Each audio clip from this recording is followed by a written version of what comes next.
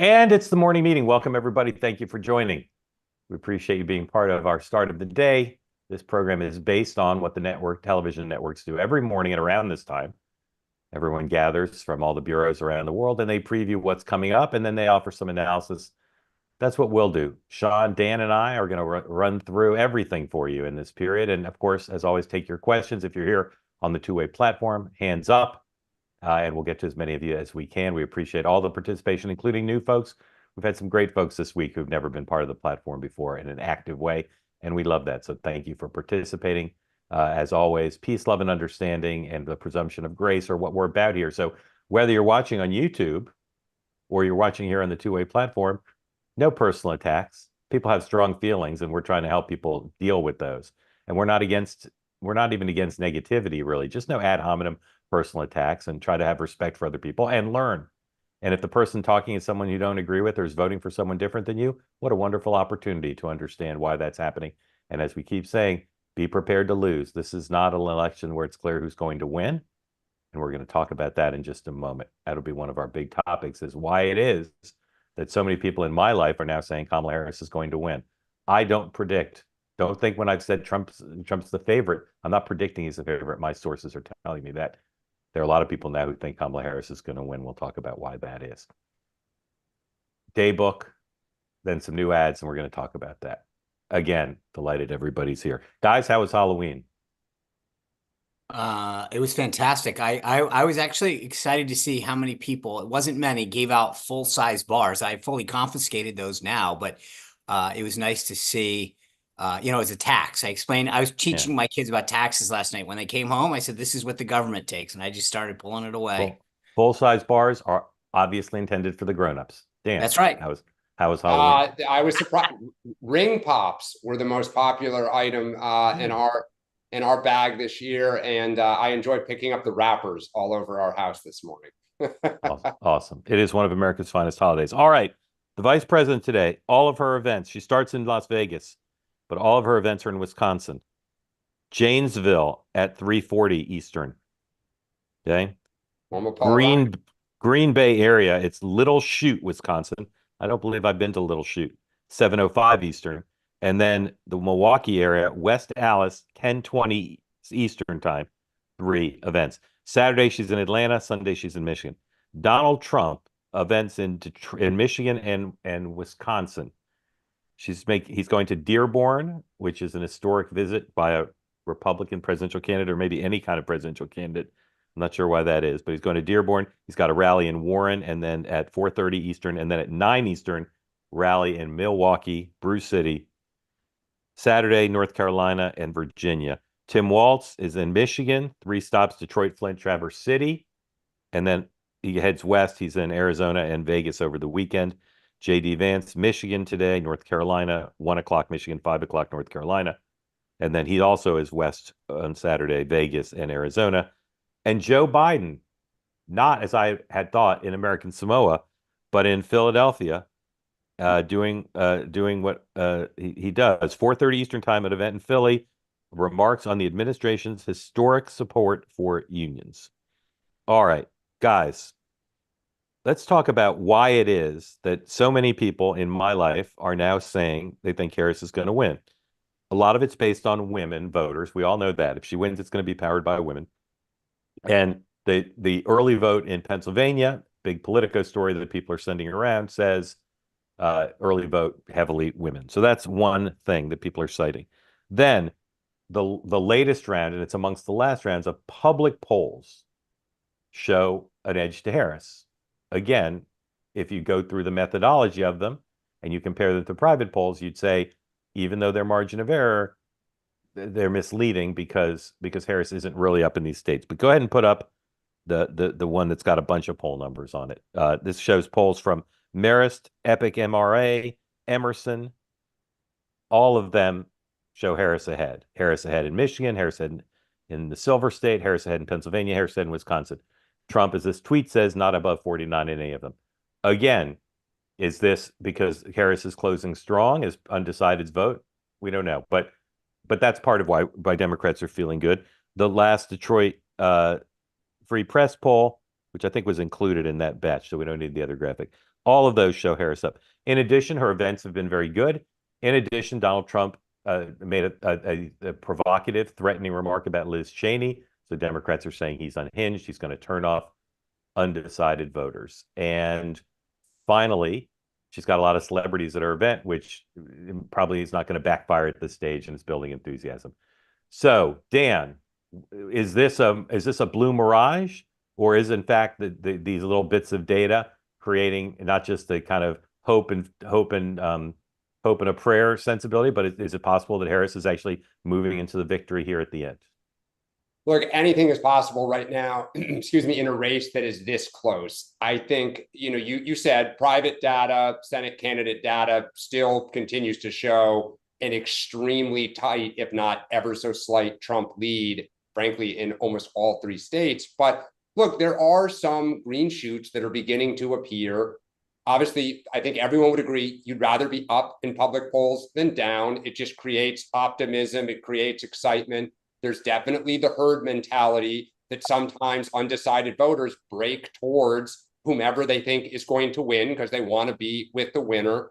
But you are starting to see that the gender gap, more women are turning out than men compared to 2020 and 2022 in several of these swing states. You are seeing suburban turnout at a pretty high rate, and that is encouraging because Harris, the campaign feels like they're going to win a lot of these suburbs. Of course, the question is the margins. Where are they? And as the Politico story said, you are seeing older voters turn out, older Democratic voters turn out at a high rate. And, the Harris campaign is running ahead with older voters. Should they win them, it would be the first time in several cycles now. So there is some optimism. The other thing that we haven't mentioned is there have been some polls recently that have shown that Black voters may be coming back into the fold for Democrats and that the margins for Harris will be roughly equal to Biden. We haven't thought that would be the case, but obviously if that development occurs, you're starting to see kind of the pieces to the puzzle that could put together a squeaker of a set of victories in the Midwest. So just to be clear, I'm not hearing from anybody who says Harris is going to win some Sunbelt states. They don't rule it out, but this optimism for Harris is predicated on exactly 270 electoral votes, the Great Lakes path. Sean. Yeah, well, then let's talk about the Great Lakes path. Trump up 5 per echelon, Trump up 2 per Atlas Intel, both brand new this morning. Wisconsin tied. We didn't show those because those are private polls that we could have shown those, but no, I'm just saying. But I want to be clear that Yeah. there's plenty of information out there. North Carolina, Trump is up 4 in Atlas. He's up 2 in Atlas in Georgia. Arizona, Trump up 4. Kerry Lake up 1. Nevada, Trump up 4. So, I guess the answer comes down, and I'm not, I agree with you. I think this is a tight race. I think we can all agree on that. But I'm just saying that, I think when I don't want to put this, when the media puts out specific polls, you're going to get a response. So look, I think both sides are looking at information. They know it's tight. This is a get out the vote effort. This is we've all talked about this. This is where mechanics matter, where logistics matter. Getting out that vote, getting your people to turn out is going to be critical. And we head into these final few days, with each of the campaigns, making sure that they've got all the data on who hasn't turned out, who has turned out, et cetera, et cetera. So it's going to be Sean, Sean, sorry, I just want to ask Sean 2 things to follow up. One is, what about the growing sentiment that perhaps Mar-a-Lago is too confident? I think that it's not. Everyone that I've talked to down there is not that, and it's just, if you've been around Donald Trump, you know not to do that. When I talk to people outside the periphery, a lot of the grifter types, they feel great. They're exuberant. Those are my best sources, the grifter types. I'm sure. But I'm just saying that there's a difference between the people at the senior most levels of the campaign are basically warning against this. It's the periphery folks who are getting excited, and so it just depends on who you talk to. And second, sometimes Donald Trump says things that the press says, "Oh my God, this is going to hurt him really badly," and it turns out it's either neutral or helps him. Is what he said about Liz Cheney, is that something you think he said on purpose to remind people that Liz Cheney is a supporter of Kamala Harris, or was that a mistake to make a remark about her being shot at? It was off the cuff. I don't think it was. I mean, if you heard his discussion with Tucker, I don't chalk it up to anything more. He was asking. I mean, so the answer is I don't think it was planned. I don't think it was intentional. It's not helpful, but I mean, it also isn't. It's So like so point. it's not helpful. And I must point out, given that this election is going to be decided by whether how the male candidate does with male voters and how the female candidate does with female voters, he talked about a woman being killed or shot at. So it's potentially, I think, more than just unhelpful. Yeah, I mean, if Harris had made a joke that Trump was going to be shot, I mean, the chat would be, going to 11. I also think like Trump lashing out about Pennsylvania and the fraud allegations, he kind of like when his head's spinning and he's upset and he's nervous, he tends to kind of like spit stuff out. And I read it a little bit as if he felt really confident, he would not be making those allegations in Pennsylvania. And I also think we talk a lot about trend lines. The trend lines in the Midwest have kind of stopped, right? Like there was this very slow burn down for Harris. And even my sense is in the private polls, it hasn't kept going further down. It might have, it's stopped.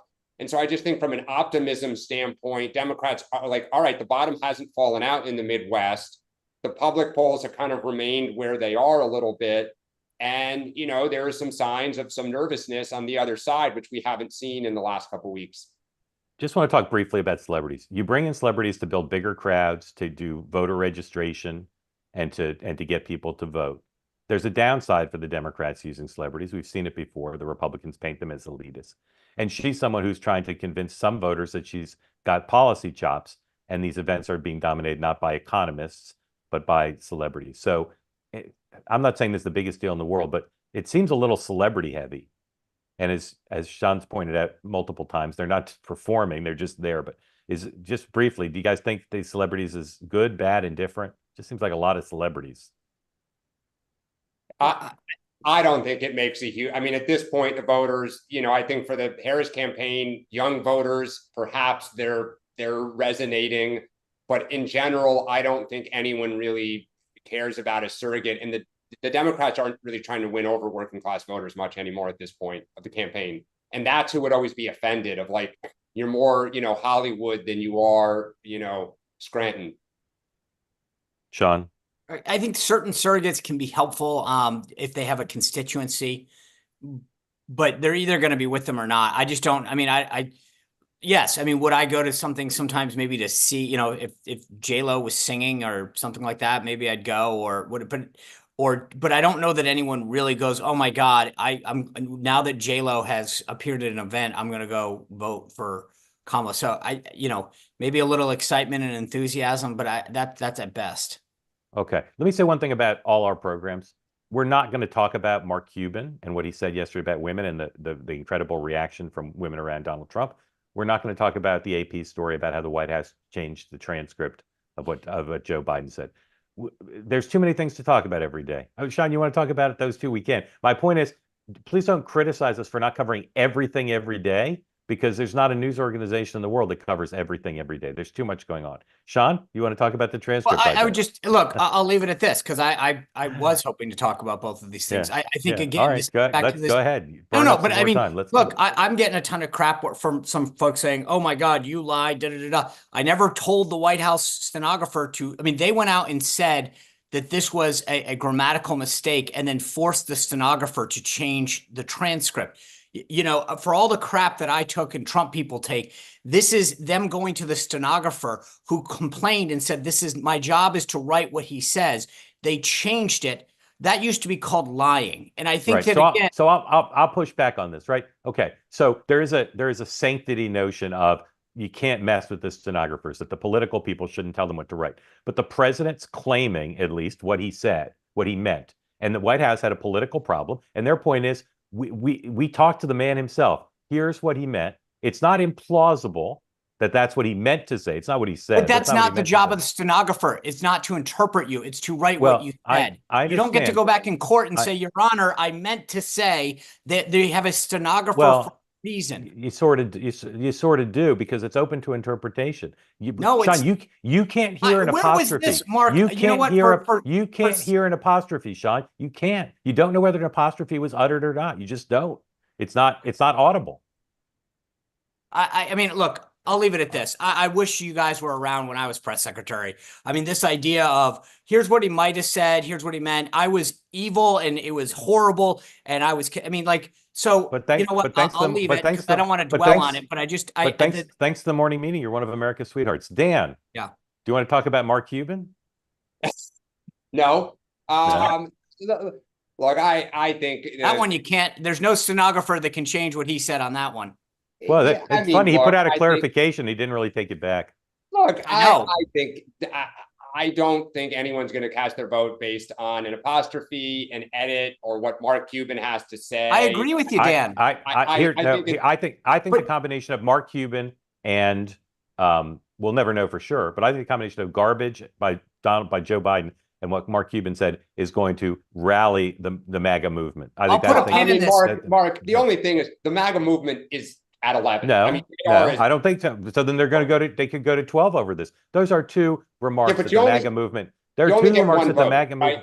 I understand, but 5 times. Like I understand, but those are two remarks that I believe will be spread far and wide in MAGA land, and they could get some people to the polls. The bigger thing is just this sense that, like, we keep talking about how the Democratic, message down the home stretch is to just bash the hell out of Trump. And like, I imagine we're going to see more, kind of misstatements here.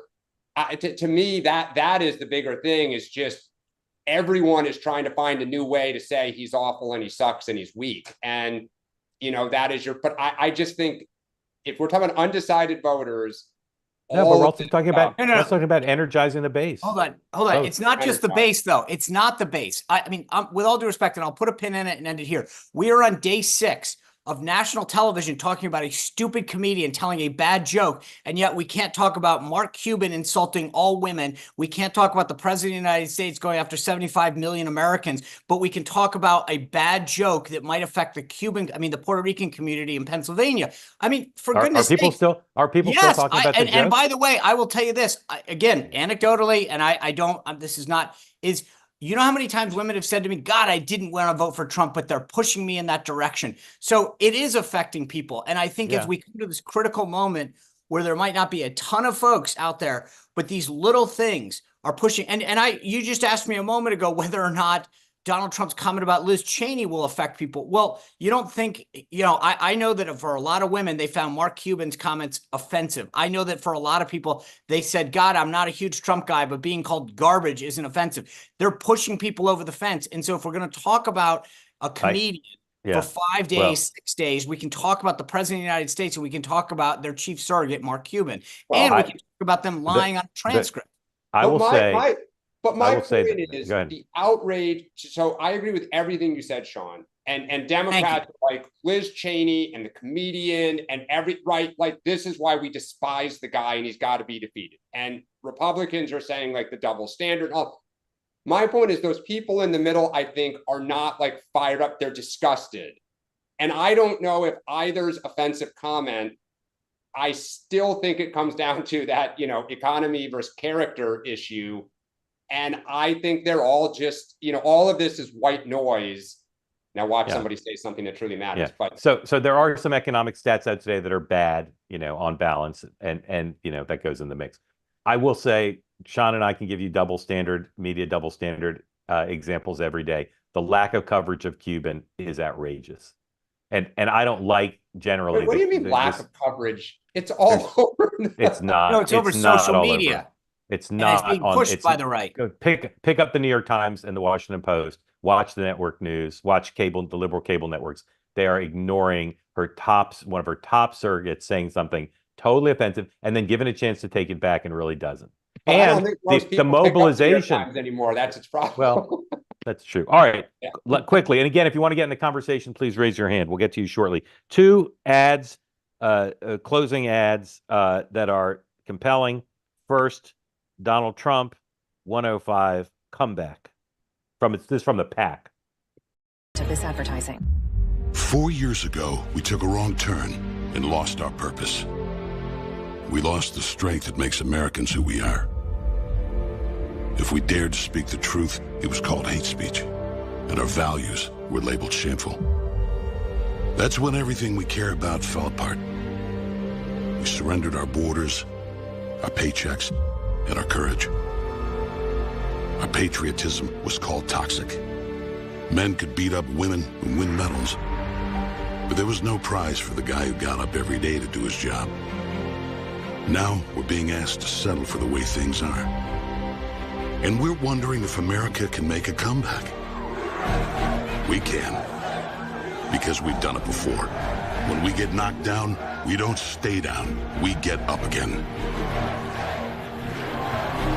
We fight, we fight, we fight. I'm Donald J. Trump, and I'm... All right, that's not the pack. That is the campaign. Dan, that ad has virtually no women in it. It's a very male-oriented ad. What do you think of it? All right, that would be the only thing I find fault with. That's a great ad. Tugs right at the heart, patriotism, right on his message. It's a great ad. Sean? Concur. All right, good. Let's look at the one of the closing Harris ads. I don't know if it's the closing Harris ad. It's called Think. 106, please. We are witnessing a full-on attack on hard-fought freedoms. Think about what you're trying to do to me. The freedom to vote. Let your mind go, let yourself be free. The freedom not just to get by, but to get ahead. And the freedom of a woman to make decisions about her own body. We're not going back. Are you ready to make your voices heard? Mr. Sean Spicer, what do you Joy think? and vibes, baby. Joy and vibes. I mean, Open on Joy and Vibes, close on Joy and Vibes. No, well, but I will tell you this. Look, again, just being objective. I think they started too aggressive, and that the rest of it, the other 55 seconds, I get why that's playing to their base, getting women fired up, but she comes out very. I thought it's a turnoff right out the gate. It's like you should have been that fired up at the end, not the beginning. Dan. Oh God, that's a great ad. First of all, who doesn't love Aretha Franklin? That is a great. But that's song. my point. Is it Dan? I'm It gets you bopping in the fired up, chair but here. at the beginning, right? They missed Yeah, the first but beat. again, who is your audience? That walks you through, the civil rights to Roe versus Wade. Their argument is all these rights that we've accomplished as a country that you might take for granted. 21-year-old, who may or may not be hungover on Tuesday morning and is like, do I or do I not get up and go vote? Like, it's all on the line. Things that you're not even thinking of may be a threat if this guy's back in office. I think that's a great ad, and you hum to it, so it's a great ad. You also foot tap. You do a little foot tapping. Yeah, I will say that neither of those ads has any policy in it, and I know like it's an ad, but he's not selling like immigration. I mean, there's visuals of it, but where it's we are in the campaign, they're both more with vibes. 70 Yeah. 96 hours out, you're not looking. I mean, look, I don't think the people that are trying to get out right now are going to see that ad. This is motivation on both sides. The people that are trying to get out, they're knocking on the door. They're not saying, hey, I hope that person sees it on ABC. Yeah. All right. Time for you all to participate. Welcome in. Peace, love, and understanding. Don't forget, Leonardo, I see you're a Harris supporter from Georgia.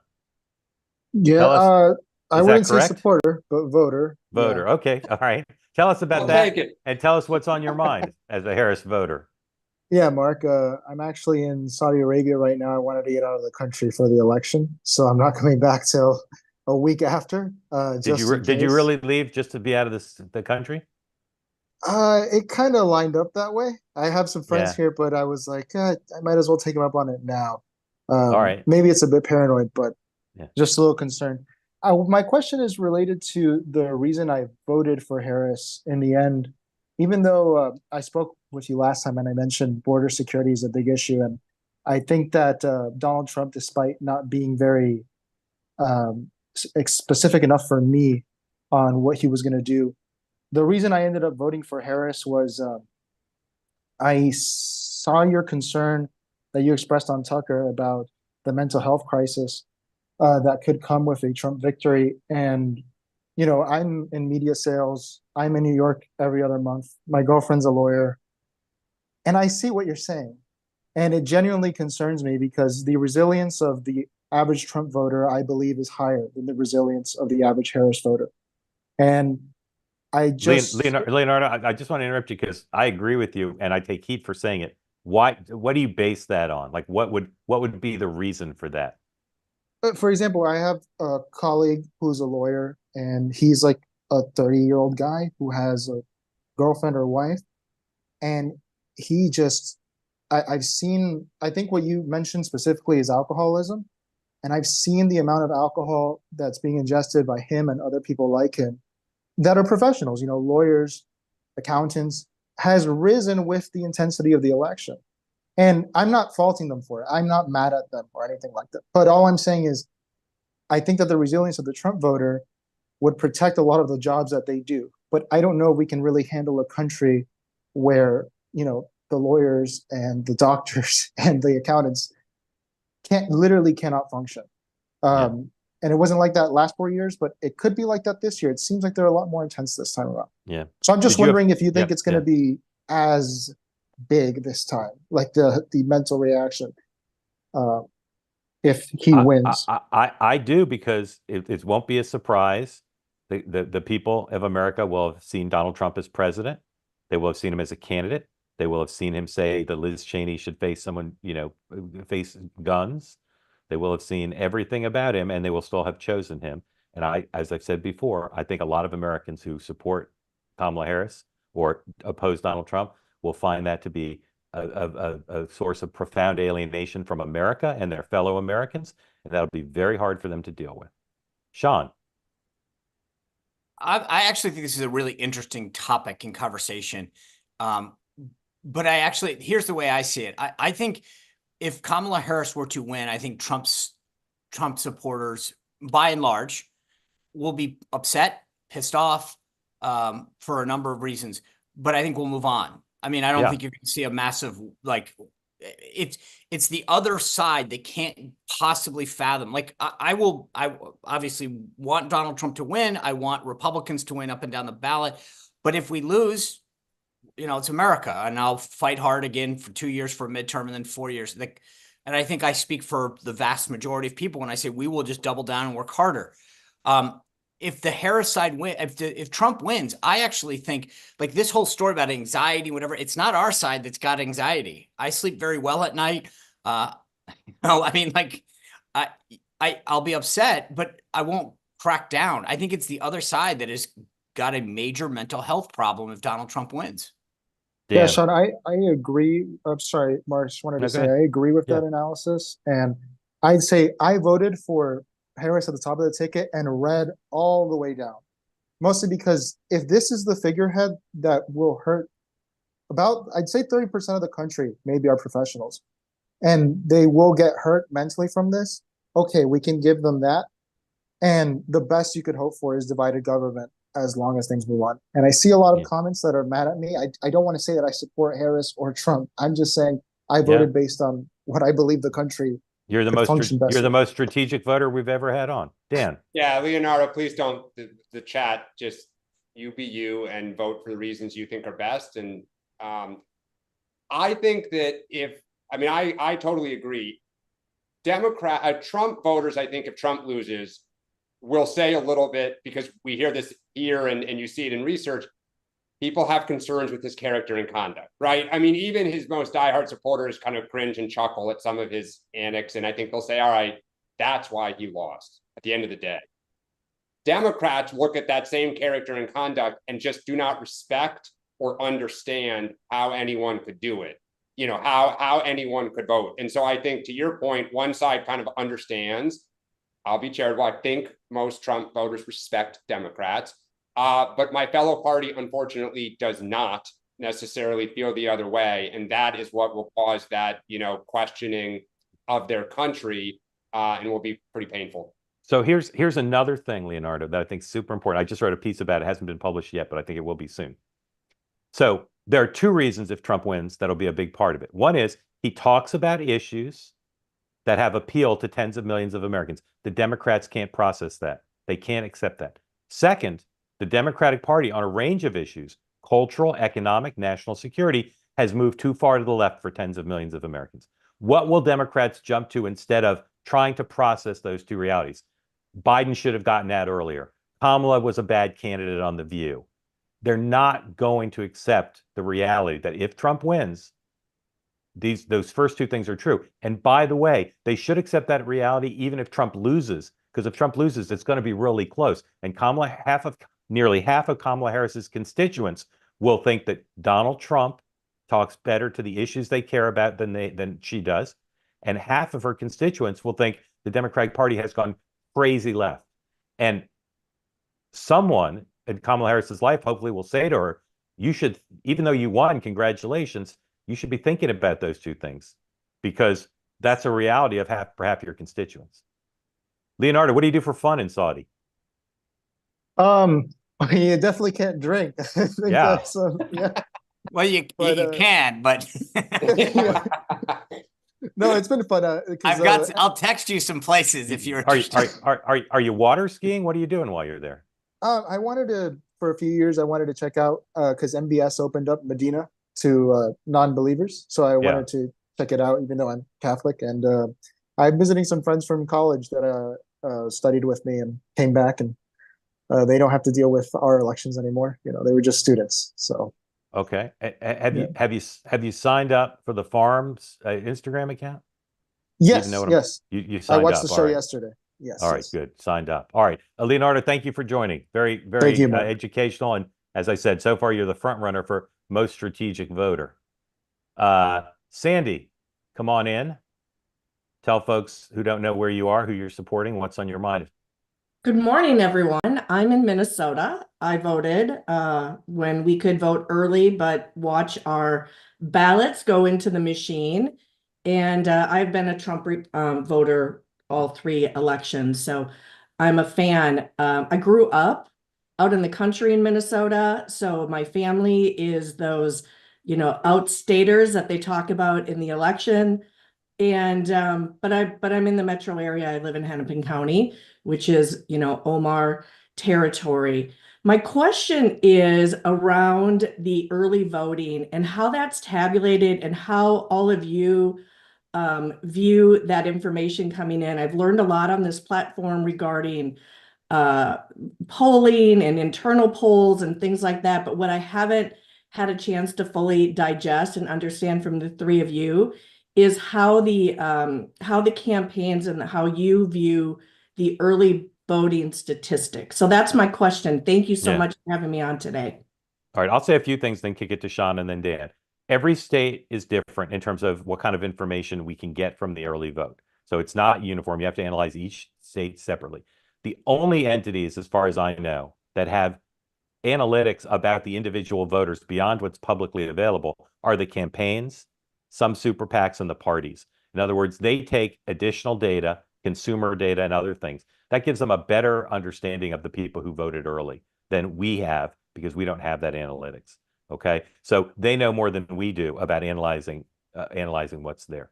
Finally, I'll say there's no data from early vote that's dispositive, no matter how overwhelming. If black vote dropped, 17% in Georgia compared to 4 years ago, part of that is there is imperfect data, no matter what state. But also, we don't have a baseline comparison that's meaningful. 2016 was a million years ago. 2020 was both a COVID year and a year in which the Republican Party said, don't vote early.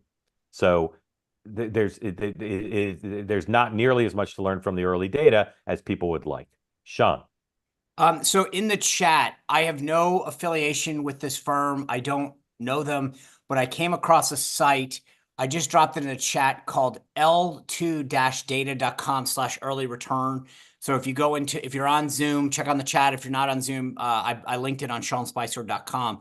And you can click on any state and see the early return. So like I said, I don't know anything about this firm. I stumbled upon the site and they have it. So hopefully it's legit. That being said, there's two things. It's a great question because what we see publicly is how many people voted, right? And so we know this, and in the states, as Mark noted, that register by party, we know that, and we can compare it historically, and that's why Republicans feel bullish, because we know over from last cycle how many more people are voting early, right?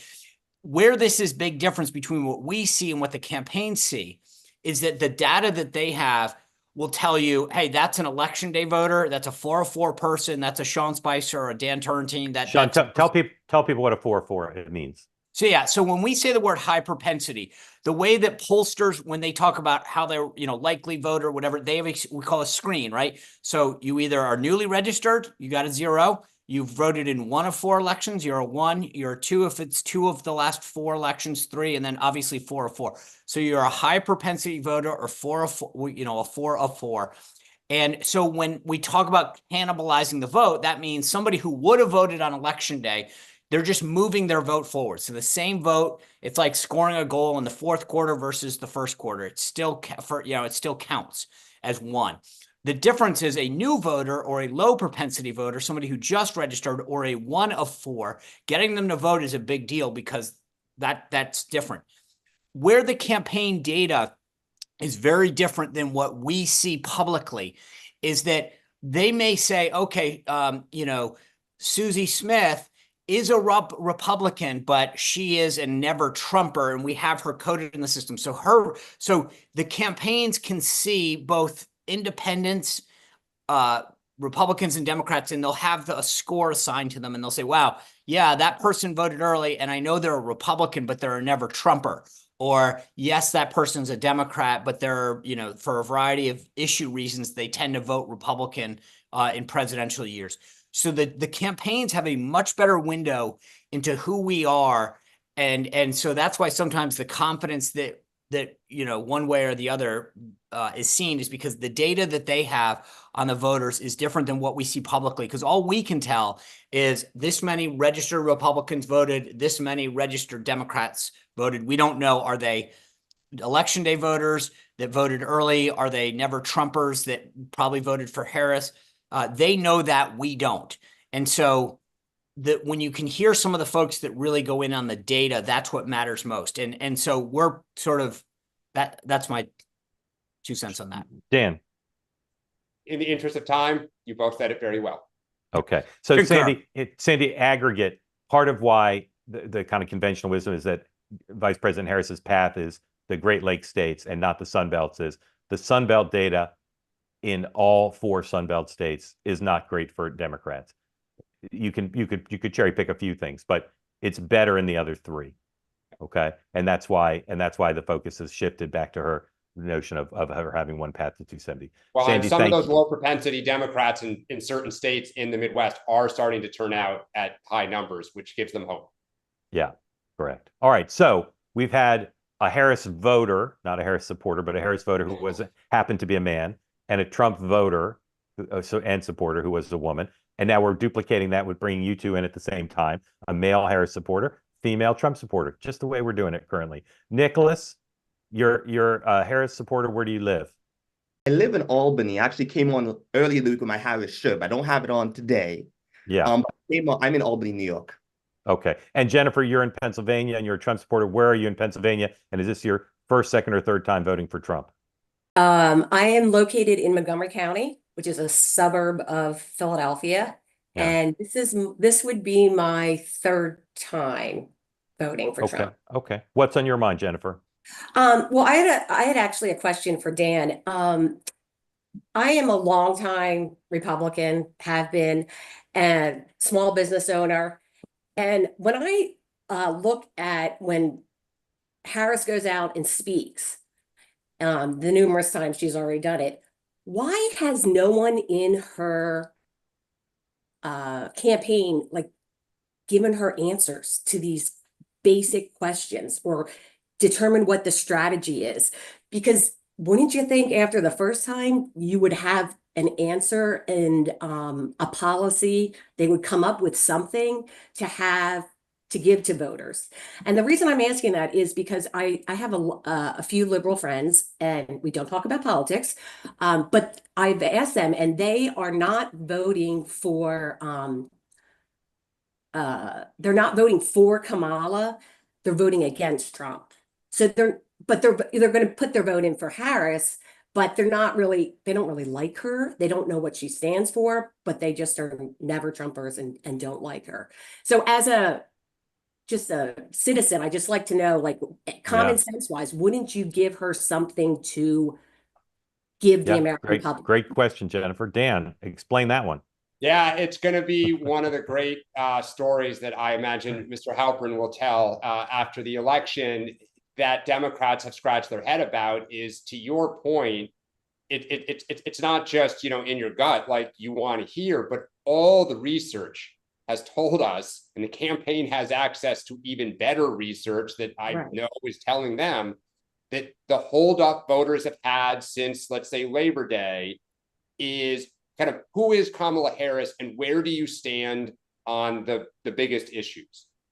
And for whatever reason, they went with, for those who remember 1996, Bill Clinton's famous like school uniforms, small ball, kind of like you're coasting to victory in 96, like don't rock the boat. They stuck with these really three small kind of, child tax credit, small business, and a buying a home credit, and never got into any of the macro issues. And because David Plouffe and that campaign is so smart, so data-driven and analytical, I have to think there was a holdup with the candidate. And I don't know whether it was, if I take a position, I'm going to piss somebody off, and her MO is just, I don't want to deal with headaches. Like, I need everybody. So the duct tape is going to be, have everybody a little disgruntled, and it's just enough to get over the finish line, or whether, there was something else holding her back. But it is a mystery, even amongst the most sophisticated Democrats. And it's not just on the economy, go across the board. Look at Israel and Palestine and the West Bank. She has just stayed super, super cautious and said very little. Jennifer, I believe the answer is she does not like to make difficult decisions under pressure. And I believe that's the explanation for almost the whole thing. Nicholas, before you tell us what's on your mind, what's your answer to Jennifer? Sorry, Jennifer, go ahead. Go ahead. Well, I just wanted to say, if she can't make a decision. Yeah, it's the job description for president. Exactly. So, and I'm just like, is it that they think that we're stupid, like the constituency is stupid, or we just don't have common sense, or we just don't. And I'm trying to figure it out, because it's not that they'd like her to give better answers. She just doesn't like to make difficult decisions under pressure. And Jennifer, she wants this not to be about her. She wants this about him. Yeah. And that is the disconnect the Democrats have thought. Ironically, she's made it more about her by not answering. Nicholas, what's your answer to Jennifer's question? And then tell us what's on your mind, please. About Vice President policies? Yeah, why are her answers not that good? I think it's a mix of things, to be honest with you. But actually coming on, I wanted to come on to speak about some of her policies. Right? Because I come on this platform, I see a lot of people who support President Trump, and that's good. Like I said before, my best friend's a Trump supporter. I get that. But I'm not a Harris voter. I'm a Harris supporter. Right? I truly do support the vice president, and I could go about her policies in terms of climate change, making sure we lower our carbon emissions, healthcare. She wants to expand the Affordable Care Act. President Trump and Speaker Johnson said he want to roll back the Affordable Care Act. I'm 24. I would not be able to be on my parents' health insurance if it wasn't for the Affordable Care. The economy. No one making under $400,000 will get a tax increase under Vice President Harris. President Trump, when he was in office, passed the biggest tax increase for billionaires and millionaires. His Tax Cuts and Jobs Act of 2017, almost all the benefits went to 1/10 of the richest people in America. So for the policies, Vice President Harris has policies that speak to me, especially when I want to buy a home. She's going to give me $25,000 credit to help me buy a home. She's going to make sure that I have more money in my pocket. So for the policies, I support her because of her policies, right? I do believe she's a more competent leader in totality, but she has some policies that I agree with. Anything you want to ask? We loved hearing all that, but do you want to ask a question too, or no?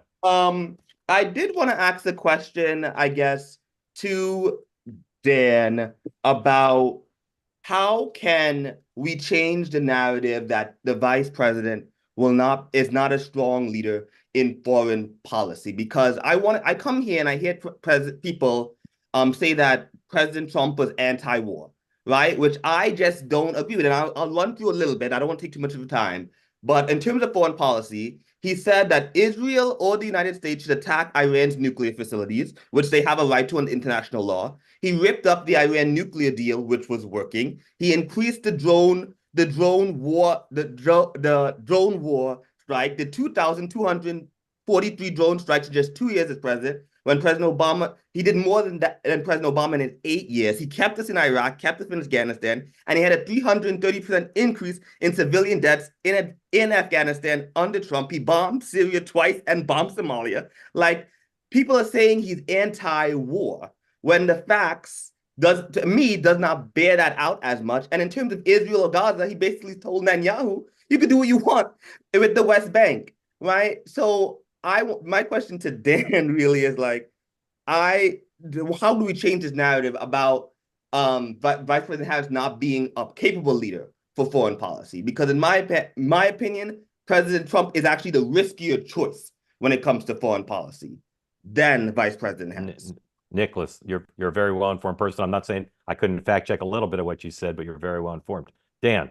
Yeah, I was going to say, first off, she should hire you to be one of her foreign policy spokespeople, because you just, with passion and research, just spit it out. Look, I think this goes to something, and I think it was Ken Melman who said this over the summer, that if you just walk down the street to the average person, they would say, under Donald Trump, DC was chaos and the world was relatively calm. Under Joe Biden, DC has been relatively calm and the world has been full of chaos. We can debate who is responsible for that.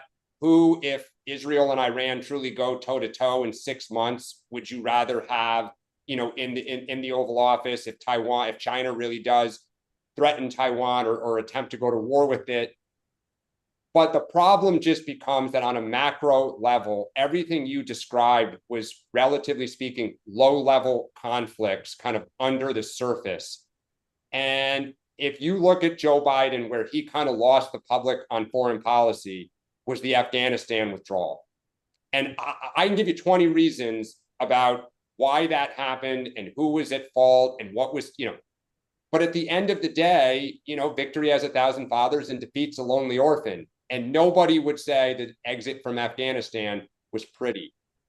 And look, for the other problem is people look at Joe Biden as too old and not really capable of at his stage of life, going toe-to-toe with world leaders. And Harris is just assuming that baggage. The only way I think she'll change this is to get in office and show people. And I hope she gets the opportunity, and I hope she proves people wrong, that she's tough, and she can guide our country through some difficult moments.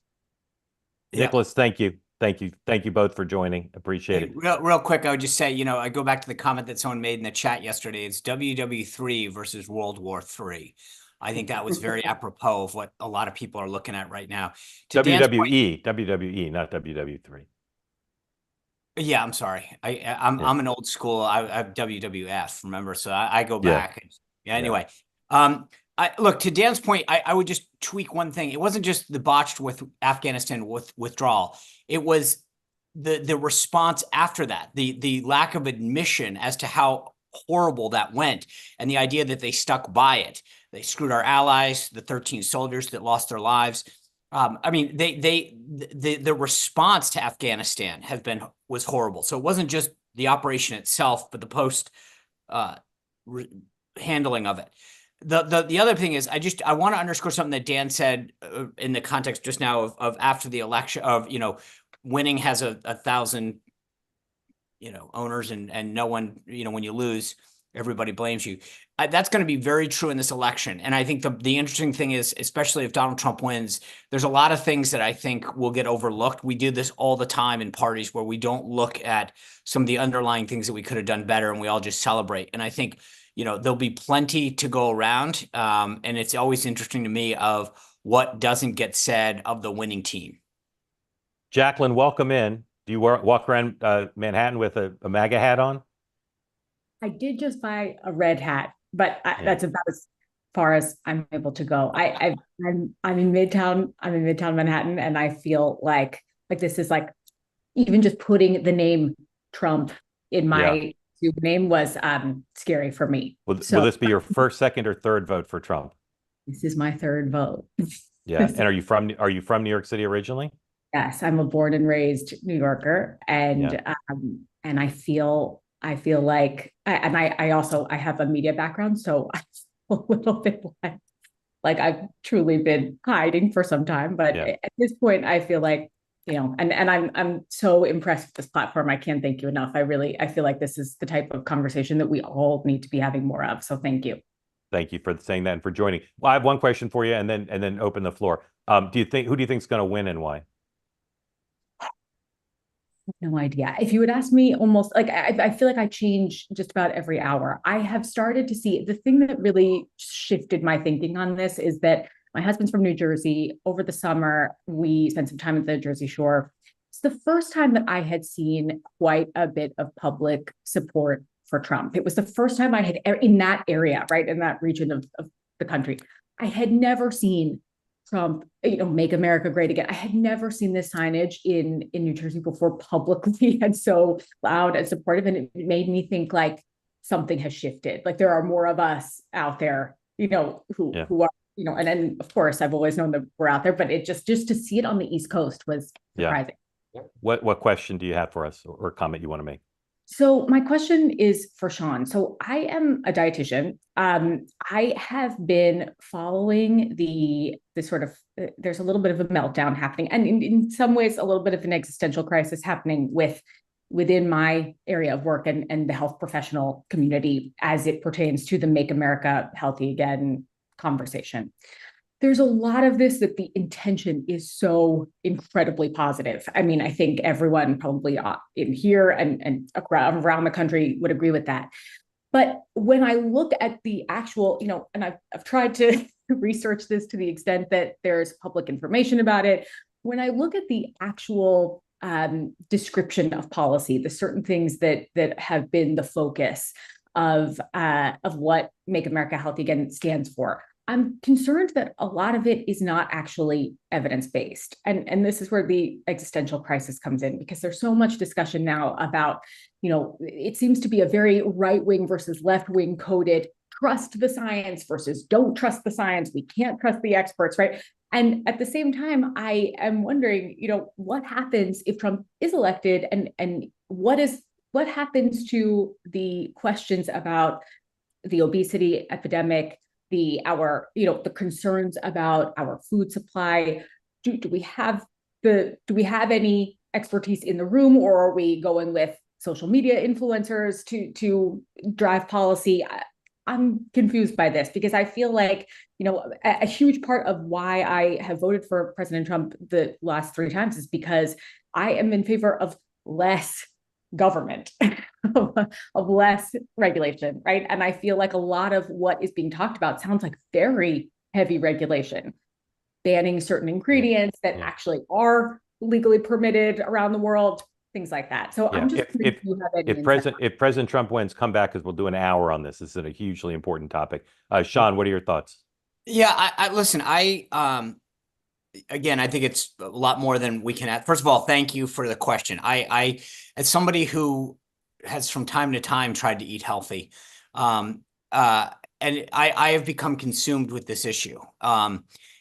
Because there are, like, for example, I'll just give you 2 things. Like you think, okay, I'll eat more fruits and vegetables. And then you hear, gosh, did you know that these fruits and vegetables are raised with these pesticides that are hurting you?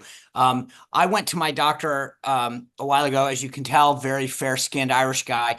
I learned the lesson about sunscreen too late. And I said to my dermatologist, hey, I saw this thing where I'm putting sunscreen on, but it's got these harmful chemicals. And she goes, yeah, you should use the brands that don't have. And I'm like, well, wait a second. Why are we allowing? I mean, I think the problem with what you're bringing up is there's some stuff that is true. Like when I asked my dermatologist, I said, hey, I'm concerned because I'm putting on, I won't name brands, but these easy ones when you walk into CVS or Duane Reade or Rite Aid, but then they have all these chemicals in the back. And she said, yeah, you should avoid them. And I'm going, well, wait a second. Then why are we why are we doing that? And then same thing with foods, where I thought, okay, I'm eating healthier because I'm eating this. And I would ask, a dietitian or a nutritionist, and they'd say, well, try to avoid the ones with this. I go, well, then why are we putting it on the shelf? Right. And so, I'll take, for example, the red dyes. You start to see some of these things that came out of the hearing where you find out that they're banned in other countries because they're linked to cancer and all this stuff. And so I will leave it at this. I think the problem with the issue that you're raising, and I share it, which is, well, I assumed, and I'm with you, I'm a small government kind of guy. But I got to be honest, I walk into a doctor's office and the doctor says, do this, right? Then I go, okay, all right, that's what I got to do. And then I start to hear, well, nobody's ever told them that red dye number whatever is linked to cancer.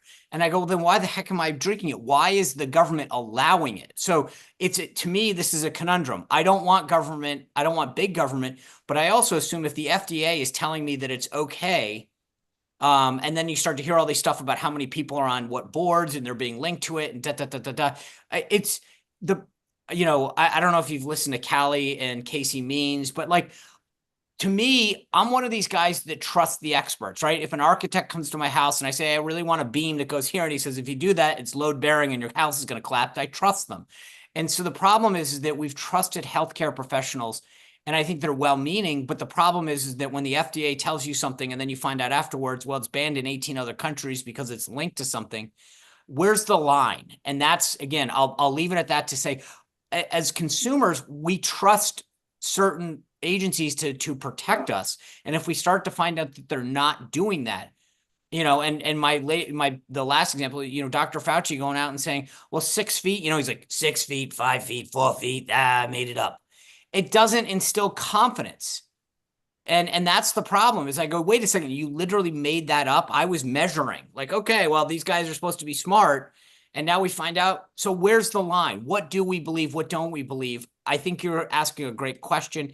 And I think if when Trump wins, we'll have to have a greater discussion about where, who's going to oversee what and where and how. Jacqueline, I will go ahead. Go ahead. You go. No, I totally hear you. I mean, this is a little bit of the conflict, right? Though, is that actually Red 40, for example, it's not banned in other countries. It's under a different name. It's the same chemical structure. It's under a different name in the European Union and a number of countries around Europe, right? Certain ingredients, a lot of this actually has to do with trade and right. Well, no, but that's the funny part about this is that I was the assistant U.S. trade rep. I sat there and talked about why we should allow GMO and other things into Europe and why they were protecting certain things. And so for me, this is even more personal because I was the one advocating for US products to make it into market in certain places in terms of market access. And now I'm being told, well, these pesticides that we're putting on things, and I'm going, God, did I actually advocate for something that could be hurting people? Jacqueline, just to clarify that organic, even organic farming, I mean, that's why there's just so many questions here. Even organic farming, there's a great deal of use of pesticides. They're just USDA organic pesticides. So then we're okay with the USDA with that type of pesticide use, but we're not okay with conventional pesticide use. And then I worry about our farmers. I mean, it just brings up so many additional questions. But I will say that, Sean, please keep eating your fruits and veggies. I don't care if they're conventionally grown or organic. We need that. This is the number one thing that will actually fundamentally change our health trajectory, is to be eating more produce more often. Yeah. Jacqueline, thank you. Come back off and tell us how that red hat plays in Midtown. Thank you. All right. Back with us now, Brian Lee. Brian, who is a farmer. For those of you who weren't here yesterday, Brian has transitioned from working on the seed because of his MS to now starting an incredible project, Chapin Road Farm in Massachusetts. Less than 3-hour drive from Manhattan. I looked yesterday, Brian. So Brian, yesterday you joined us with 5 Instagram followers. What's happened in the last 24 hours? It's been quite a, it's when something this surreal happens, it usually was on the ocean for me. So it was it's a land-based. It's a land-based experience. It's a land-based surreal moment. Yeah. So it's hundreds and hundreds of followers. It meant so much to me. I've been thinking about how I would try to phrase it, but I can't. People from the community reaching out from all over the world. It was, and I tried to respond to as many as the messages that I could. Typing gets a little tough for me with I don't have much feeling in my hands, but it just really meant the world to me. And, I just, All right. Well, Brian, we're super excited. You're over 900 now, by the way, because people are watching and going. So let's get them over 1,000 before we finish the program in a couple minutes, and we'll warn our affiliates we're going to run a little bit over. So Brian's farm is just getting started, and he needs some help. He's got a great Instagram account. But Brian, there are two things we talked about yesterday you want help with. One is building a website, and the other is getting help with a grant proposal, right? Yeah, yep. My mom's actually dog sitting for her sister on Long Island, but she was nice enough yesterday to register chapinroadfarm.org. So Okay, so we've got the URL, Yep. but we need the architecture built. Yeah. What's great about this for us is I guarantee you amongst those 900 people, there's Trump voters and there's Harris voters, right? This is the two-way community. Everybody agrees, Brian, we're going to help you. So if you know how to build a website, and I guarantee you there are people on here and you're willing to volunteer to help build the farm, email Brian, Chapin Road Farm, CHAPIN Road Farm @gmail. Or if you know how to write grants, just email Brian. Okay, there's the email address. Just email him and say you're willing to volunteer. Again, we want volunteers. Don't pitch Brian on the business. Just if you got a little time, the initial website doesn't need to be the greatest thing in the world. Easiest grant proposal in the world to write. So send Brian an email, and then you'll come back on with Brian, and everyone here in the community will applaud you for your volunteer help. And Brian, keep us posted. We'll keep plugging the site because I'd like to get you to 2,000. And I know there are people on here who've been on Instagram for years who don't have 900 followers and are like, why does Brian get them? And the answer is because Brian's building a great thing and we're going to help him. And as I said, less than a 3-hour drive from New York. So I'll be coming up regularly for vegetables. So I can fulfill Jacqueline's wish. Going to be happy on that. Yeah, we'll drive right on the Connecticut border here. So. Yeah. All right, Brian, anything else you want to say? Besides just, the gratitude I have for this community, like I've appreciated this platform since you guys started. But yesterday just really cemented to me like how special this is and what you're building. And it's just, it really means so much to me personally. All right, well, that's awesome. We're excited to help you, and we look forward to staying in touch. And you'll come back regularly. And again, whoever helps you build the website and write the grant proposal, let's have you both on with them. Okay, Brian, thank you. Oh, all right, thank you, Brian. All right, all those lobbyists who are watching, who I know you're doing nothing until January, and some of you are approached people. Please help him. Yeah, just let's get the website up. Let's get the website up by election day, and let's get the grant proposal done by a week from today. That's our goal. All right. So a bunch of stuff to tell you about. Tonight, I'll be on at 6 p.m. Eastern time with the normal program. I'm looking here for all my information. For some reason, I can't find it. Let's see. 6 p.m. tonight, two-way tonight. Drew Holden, Jill Alper, and the return of Jonathan Alter, which will delight many of you. Jonathan Alter's coming back on. But so tonight, John and Drew Holden's got some new polling data on the Democrat and Republican appeal to young non-white men. So we'll look at that polling data. Super exciting. All right. Then election night, as we've told you, will be here at 6 Eastern time and onward through the night. And very soon you'll get information. But as I said, this is going to be a very two-way election night experience. We'll be aggregating everything. So you don't need to try to figure out what Steve Kornacki said 5 minutes ago. We'll know. John King, Bill Hemmer, David Wasserman, everybody who's got good stuff election night, we'll aggregate it all and we'll talk about it here, and we'll have experts on, and it'll just be a big rolling conversation of the kind that, if you're in media or politics, you get to have. But for people who don't have access to that, please save room for us on one of your screens on election night. And again, we'll tell you how to log on. Paul and Audra, have I forgotten anything? I can't find my list. Is that, Sean. Two more things. One, incredible support from the community for two-way. We're just asking people, if you like what we've done, you want to support what we're doing going forward, make a contribution, go on twoway.tv/contribute. If you can afford it, we'd love for you to kick in. We're very grateful to those of you who already have, including some very big contributions that are quite wonderful, but the small ones are wonderful too. So $1, whatever you want to give, thousands of dollars some people have given, please contribute. Lastly, the three of us are about to tape Sean's show, which will air tonight at 6. Thus, I will be going head to head with myself at 6 It's Eastern like time. dueling pianos. Yeah, Dueling pianos. I will be on Sean's show on YouTube, taped, old stuff, not that interesting. No, Or but live. JD Vance is coming right after you. So, Yes, you yes. know, So you're Sean's got competing. JD Vance, but I got Drew Holden, Jill Alper, and Jonathan Alter. Okay, you can't match that. So 6 o'clock Eastern. What JD I Vance. recommend is watch me live and then watch me taped, and you pick which way you want to do it. Either way, they're both available on demand right after they air at 6. All right, guys, it's 5 after. We got to get ready for Sean's taping. Anything you guys want to say? Just real quick before I forget it, tomorrow we're gonna do Sunday Night Live to go through the early vote. If you guys are data geeks, Sunday night at 7 o'clock Eastern, the Patriots play at 1, so you should be free of football. But we're gonna do 7 o'clock live. Go through the early vote data if you are a data geek on my YouTube channel. Dan, as my old boss Terry McAuliffe would say, we love everybody. I will watch you both. And remember, for the Catholics out there, I'll spread my Catholic guilt. It is All Saints Day, a holy day of obligation. So, all right. And tomorrow, if you happen to be one of the 100,000 plus people in Happy Valley watching the Ohio State play Penn State, come say hi because I'm planning to be there. Yeah. So see you tomorrow at the game. What are they, number 2 versus number 3?